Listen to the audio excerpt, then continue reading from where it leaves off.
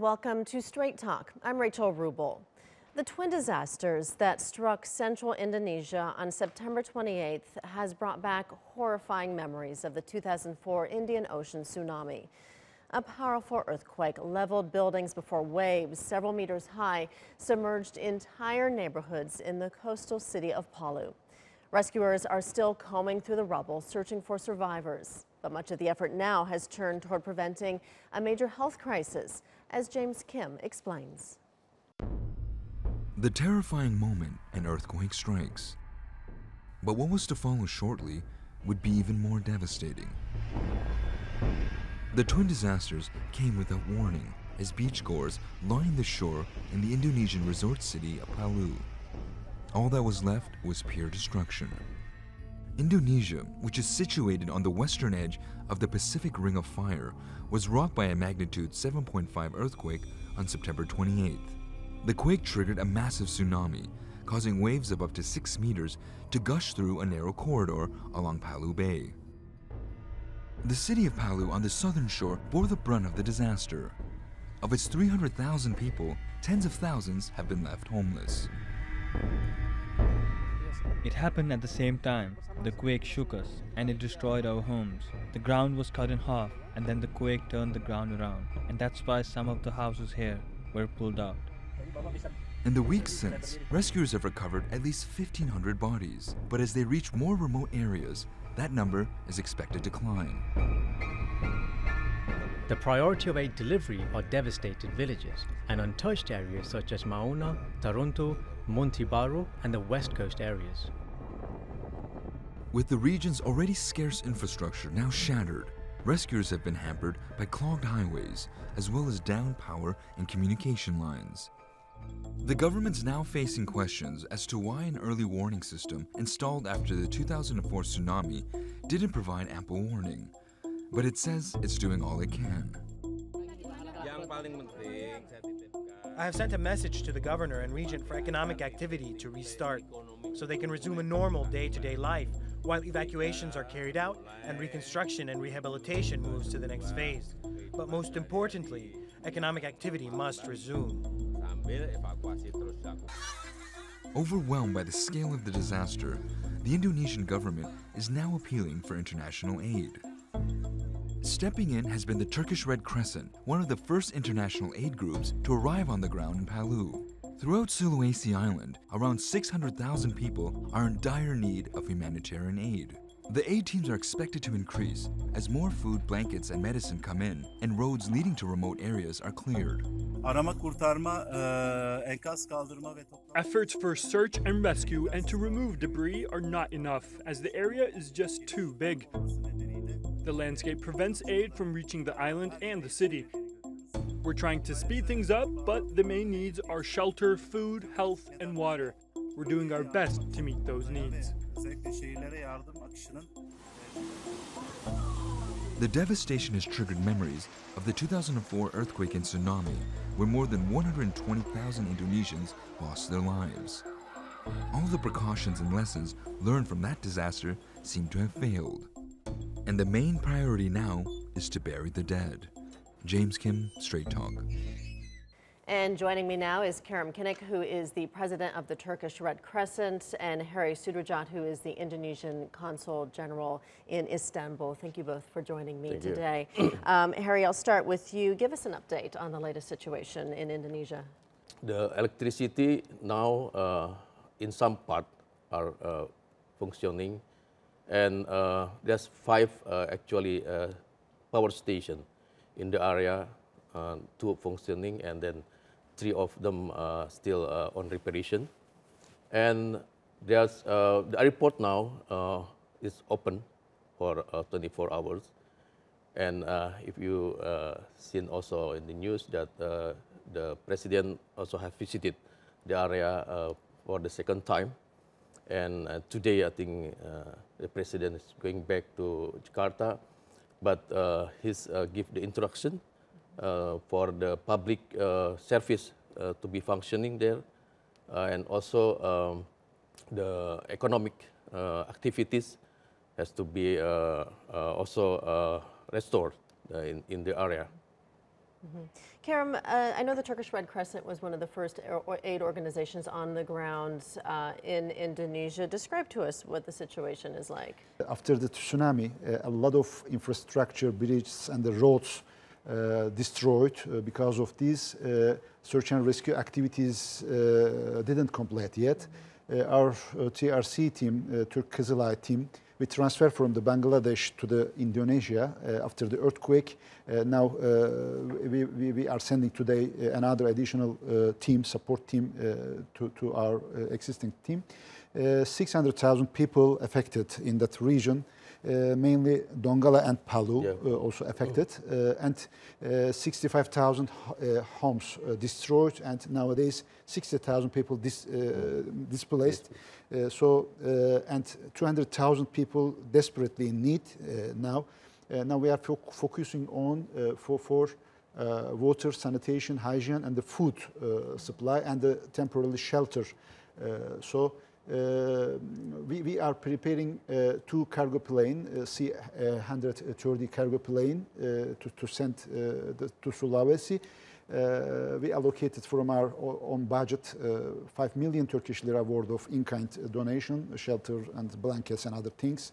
We closely working with Indonesian Red Cross and as a host national society, but in the meantime with the National Search and Rescue Unit and the Army and the Police of Indonesia.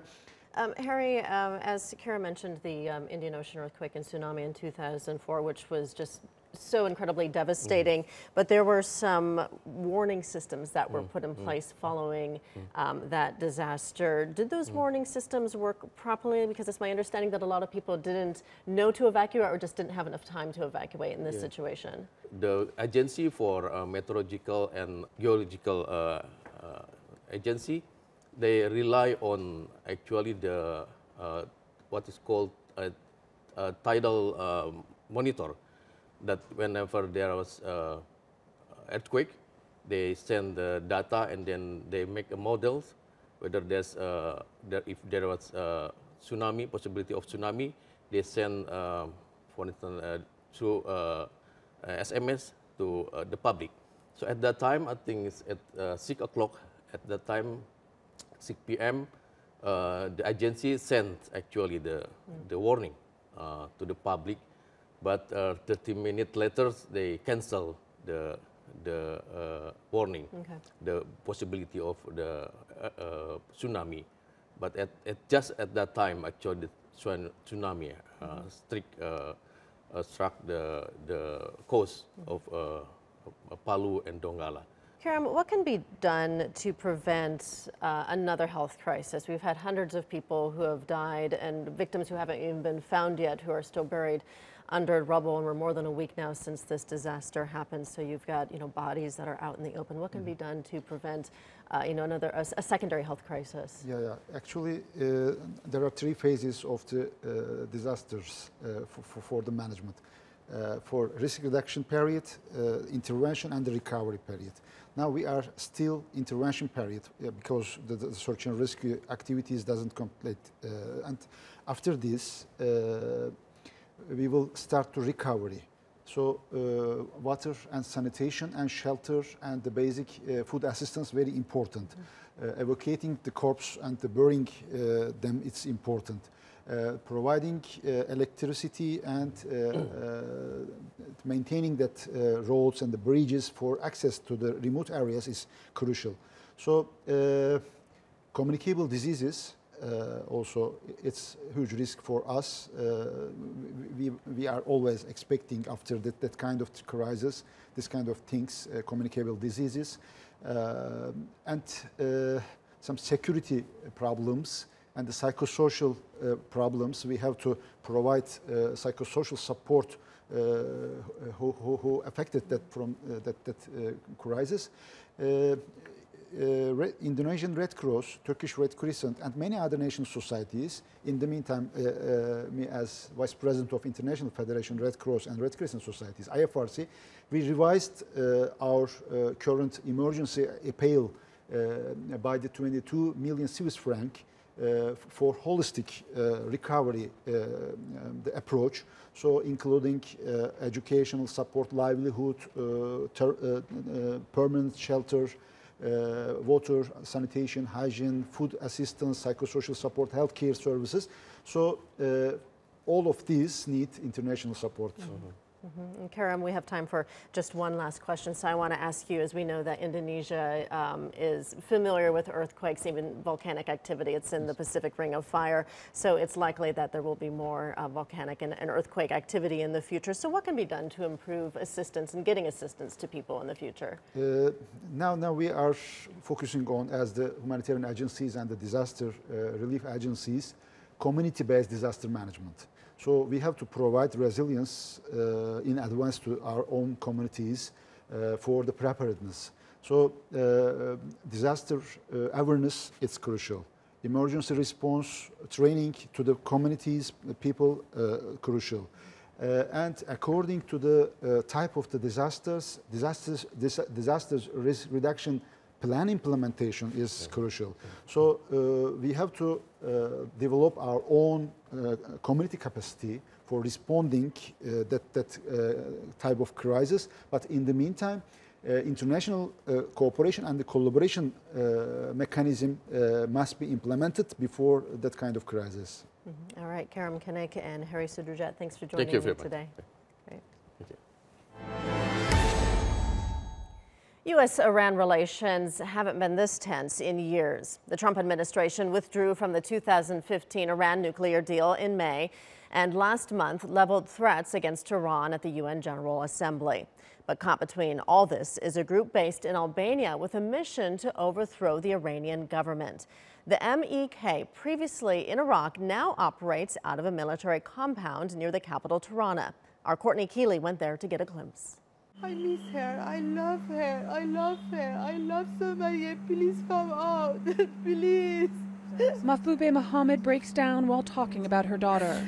Sumaya is a member of the Mujahideen al-Khalq, known as the MEK, a shadowy group dedicated to regime change in Iran. Just please help me. If you can, please help me. Sumaya lives in a secret compound in Albania, where the group limits contact with the outside world. The Mohammedis say they used to support the MEK, but now they just want their daughter to come home. Why doesn't give a permit for father and mother? Just we look in 10 minutes. The MEK played a key role in the Iranian Revolution, but lost favor with Ayatollah Khomeini after they attacked civilians. Mahfoube Mohammedi's brother, Hadi Hamza, was an MEK member executed by the Iranian regime in 1981 at the age of 28. After the MEK found a safe haven in Iraq under Saddam Hussein, like many of its members, her sister, Huria Hamze Dulabi, died fighting for Iraq in the Iran-Iraq War in 1982. She was 17. Until 2012, the U.S. classified the MEK as terrorists. Following the fall of Saddam Hussein, the group nonetheless remained in Iraq under U.S. military protection. But once the military withdrew, fearing attacks from Iran sympathizers, the MEK was relocated to Albania. The Mohammedi's daughter, Sumaya, lives inside this compound behind barbed wire, high-tech surveillance, and private armed guards.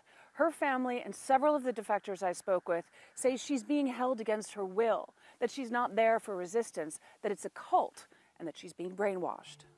The compound is in the Albanian countryside, about a half-hour drive from Tirana. There are over 2,500 members living inside. The MEK claims the Mohammedis are Iranian spies. Several members recently attacked them on a Tirana sidewalk. This is my choice because I want to live with Mujahideen. Sumaya denounced her parents in a recent video interview from inside the compound with a local Albanian charity. If I want to choose to leave Mujahideen, I can, but this is not my choice. Mariam Rajavi, the powerful, charismatic leader of the MEK and its umbrella group, the National Council of Resistance of Iran, lives in Paris and sponsors high-profile conferences. Regime change in Iran is within reach as never before. Because of her call for regime change in Iran, Rajavi has long enjoyed support from U.S. politicians, both Democratic and Republican, including President Trump's national security advisor, John Bolton, and his personal lawyer and former New York City Mayor, Rudy Giuliani. Many attend conferences and speak on behalf of the group. With the U.S. withdrawal from the Iran nuclear deal and the Trump administration's fiery rhetoric against Iran at the UN, some believe the MEK could play an outsized role in changing Iran's regime. Since the move to Albania, about 120 have defected. Like these men, most remain in Tirana stateless with no passports or legal travel documents. Hassan Hirani, now 38 years old, joined when he was 23. One of my friends downloaded this book from the internet. Hassan laughs at the irony that the writings of George Orwell inspired him to defect. Past 15 or 14 years in the Mujahideen, I find, wow, I am in the animals farm. Meanwhile, the heartbroken Mohammedis made this video for Samaya on her recent birthday. She just turned 38 years old, 21 of those years as an MEK member. They hope she somehow sees the video and has a change of heart. Courtney Keeley, Straight Talk. And joining me now, Sayed Mustafa Hoshesh, who is a lecturer at the Applied Sciences University of Iran, and from Ankara, Serhan Afajan, who is a domestic policy coordinator at the Center for Iranian Studies. Thank you both for joining me today. Sayed Mustafa, I'll start with you here in the studio. Talk to us about the history of the MEK. A lot of people haven't heard of them. I had never heard of them before. What is it that they want? Hello, and thanks for having me. Well, as a matter of fact, they started before the Islamic Revolution in Iran. Back in 1976, 75, they started. And they first supported Marxism, Leninism kind of ideology and economy. And they were after a revolution, but an armed insurgency. They hunted many Americans and assassinated them before the revolution. After the revolution, of course, at that time, the leader of the Iranian revolution condemned them. I mean, this is before the revolution, the late Imam Khomeini, because of this armed insurgency and the kind of ideology that they were looking for. They believed that the gun should decide, actually.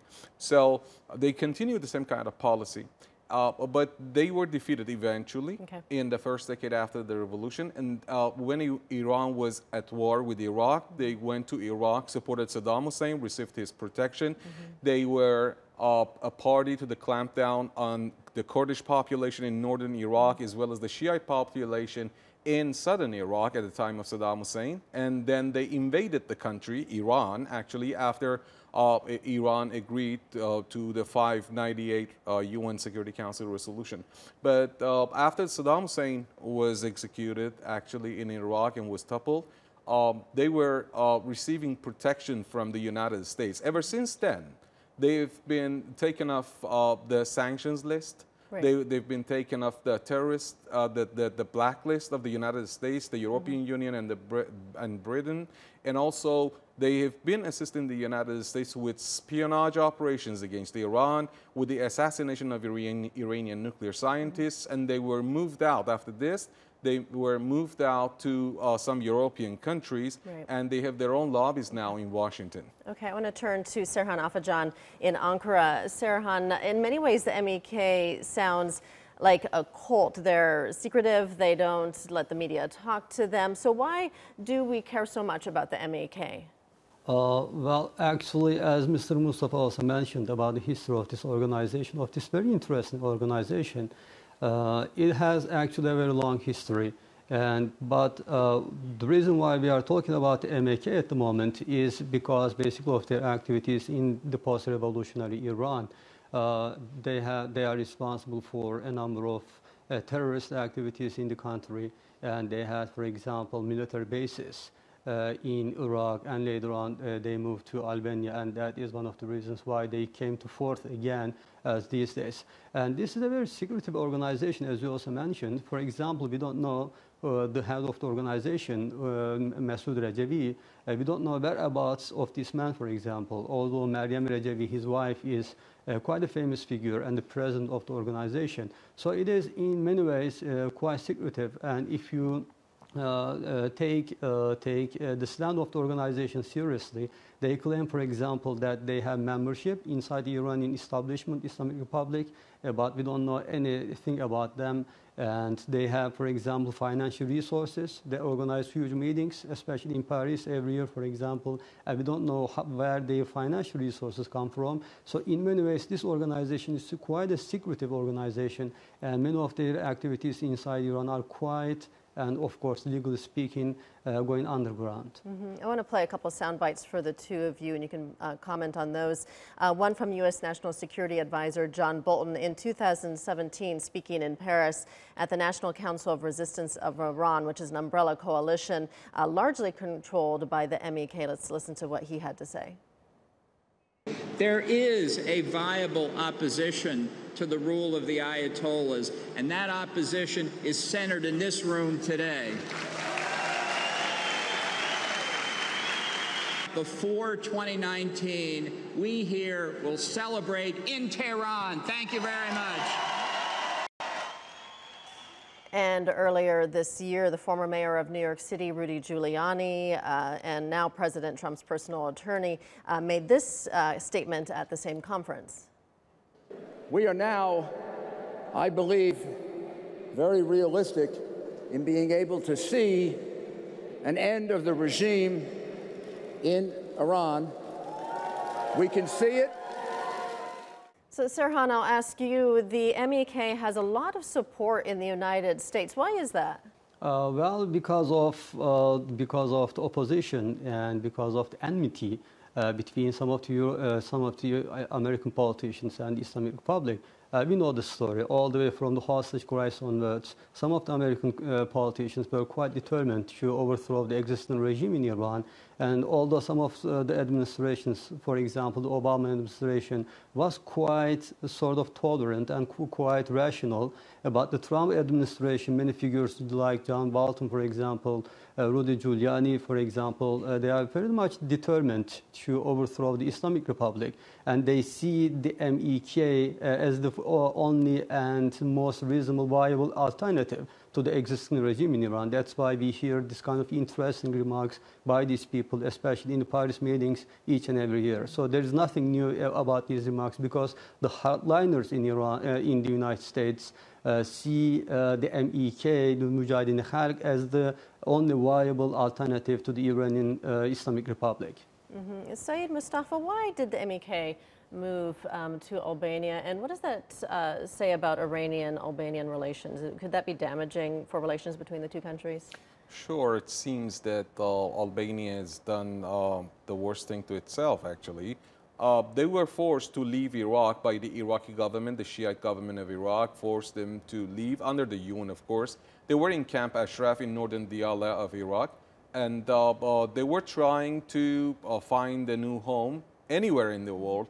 None of the Western countries agreed to accommodate them, to host them, actually.